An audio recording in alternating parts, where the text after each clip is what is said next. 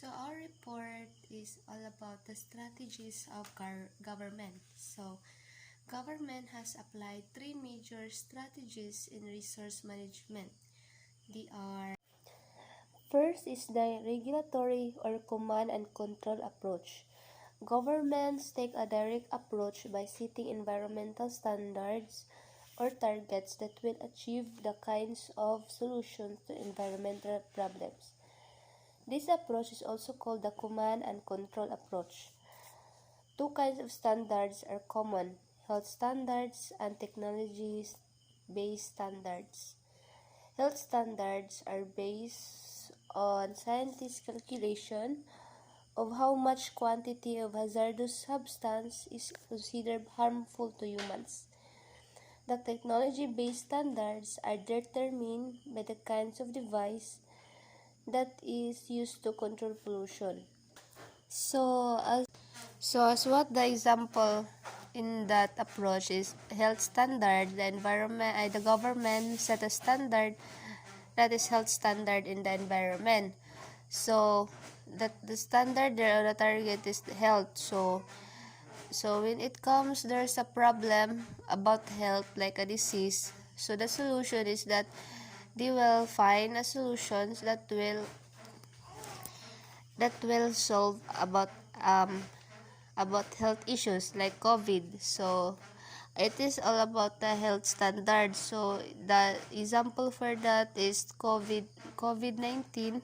So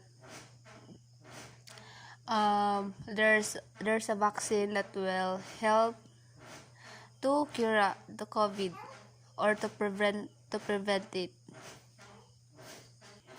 Second is the economic incentives approach. So the regulatory approach is not always the best response of a state because it is expensive and inflexible, and it requires the weighing of cost of compliance against the benefits that are derived. It does not allow businesses to develop their unique methods of solving the perceived problem, with a focus mostly on cleaning up the pollution after the damage has occurred. Incentives for reducing waste may produce better results. Economic incentive instruments are another form of ensuring compliance. So in this approach, the economic incentive approach is like they give incentives for reducing waste or any problem in the environment is better than the first approach or the regulatory approach, because not all response of that approach is okay, because some is expensive and inflexible, because it requires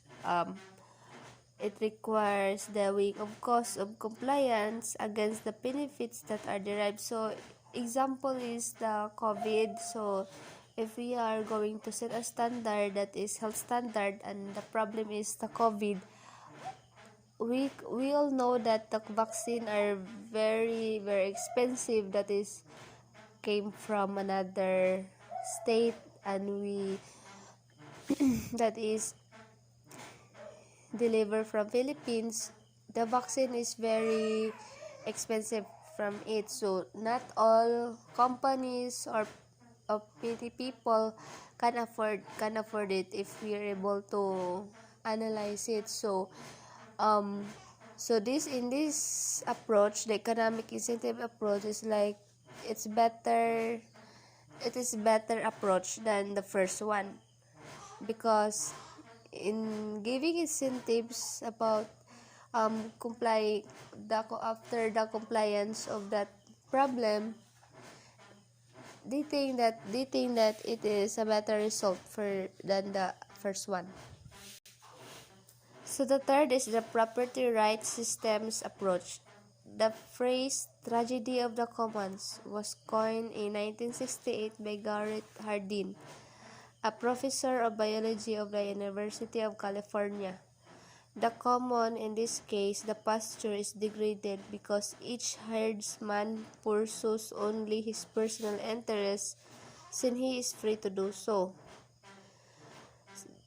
society suffer as a consequence. The air we breathe, the water we pump out of the ground, and the high seas away from territorial boundaries of states can also be classified as commons.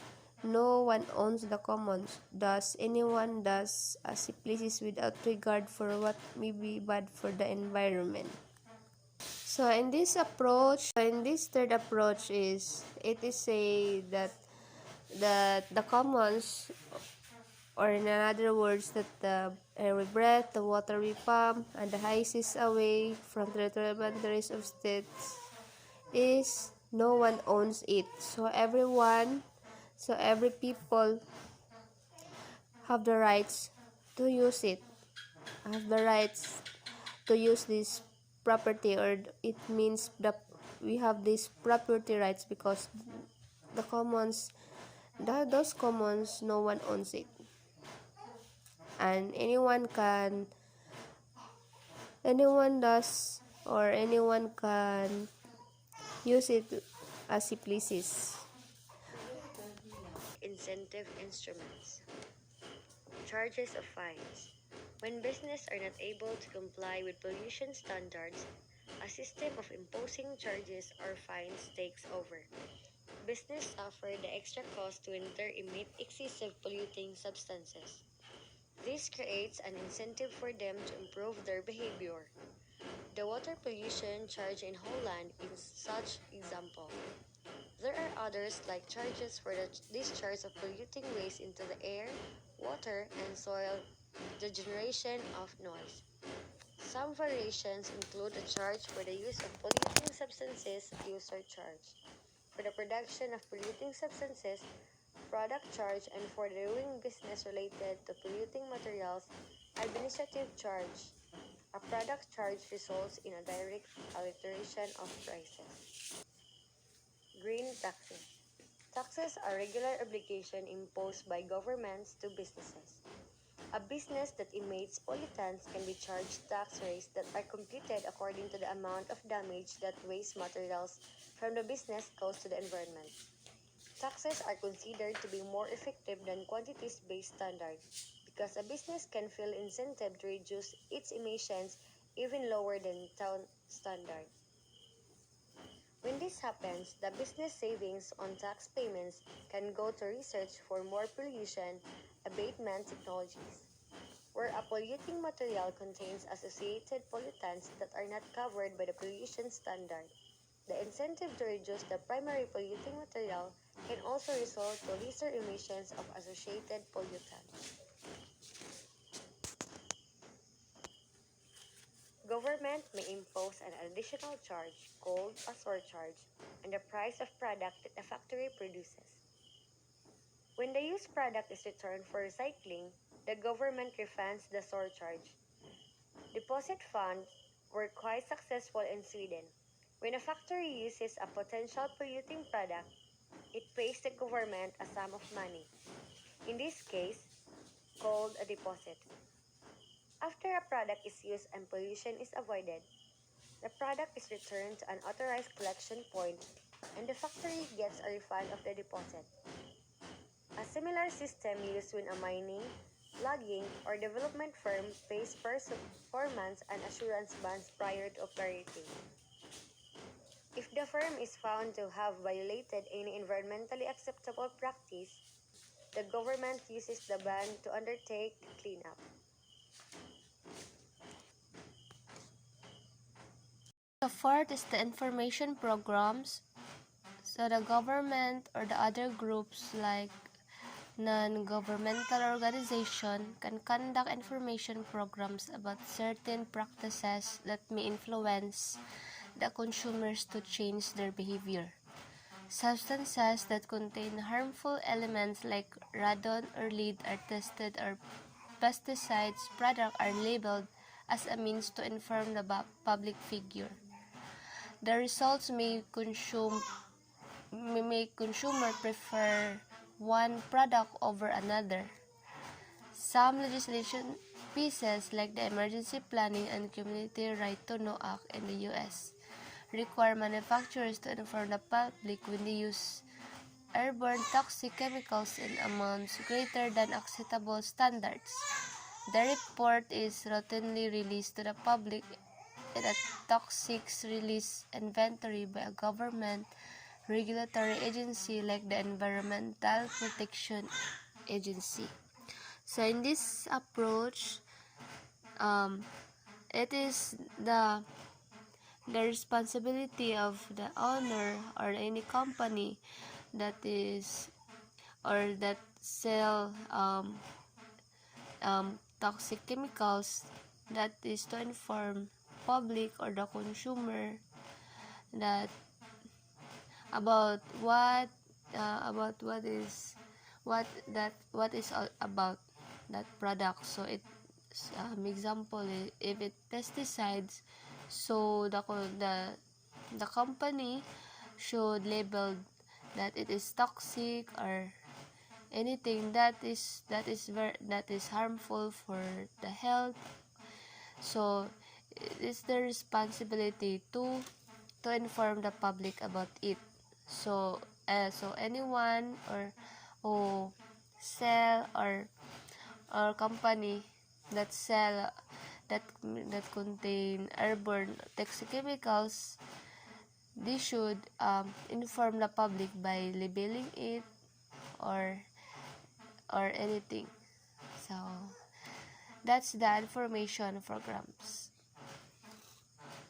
5. Tradable emission permits governments on some occasions issue permits to business that allow them to the permit specific pollutants are certain limits. When one company produces pollutants in a less amount than the permitted, it may sell or trade its permits to other companies that exceed their limits. A recent example in this trading of SO emission that has been allowed under the US Clean Air Act. In a way, a new market was created for the least polluting company. Thus, this initiative may also be called market creation. Tradable emission permits governments, also known as a cap and trade systems, are a market-based approach to environmental regulation that allow the companies to buy and sell pollution allowances. In this system, the government sets a limit or cap on the total amount of pollutions that can be emitted by a particular industry or sector. Each company is then allocated a certain number of permits when they can use to cover their emissions. Trading of pollution allowances has several benefits. Firstly is to provide flexibility for companies to manage their emission and cost-effective way. Second is to create a financial incentive for companies to invest in cleaner technologies and processes, which can lead to innovation and job creation. Thirdly is to help to reduce the overall pollution levels by encouraging the companies to find ways to reduce their emission below the allocated limits. Example of the tradable emission permits is the trading of sulfur dioxide emission under the US Clean Air Act.